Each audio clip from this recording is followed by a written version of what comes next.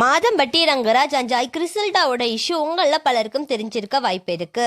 மாதம்பட்டி ரங்கராஜ் அவர் முதல் மனைவி ஸ்ருதி கூட டுஜிஸ்னல் செப்பரேஷன் இருக்கிறதா சொல்லி அவரோட காஸ்டியூம் டிசைனர் ஜாய் கிறிசல்டாவை கல்யாணம் பண்ணி கர்ப்பமாக்கி இப்போ ஏமாத்திட்டார் அப்படின்னு சொல்லி கமிஷனர் ஆஃபீஸில் கம்ப்ளைண்ட் கொடுத்துருந்தாங்க.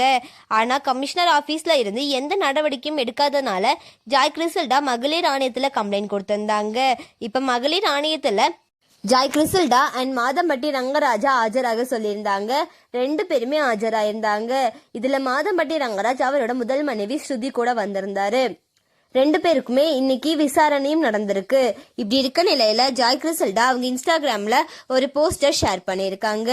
அதுல அவங்க என்ன சொல்லியிருக்காங்க அப்படின்னா, என்னுடைய இன்ஸ்டாகிராம் டிஎம்கள் எண்ணற்ற செய்தியாளர்களால் நிரம்பி வருகின்றன. எனக்கு வார்த்தைகளே இல்லை. நீங்கள் எனக்கு காட்டிய அன்பும் ஆதரவும் என்னை மிகவும் கவர்ந்துள்ளது.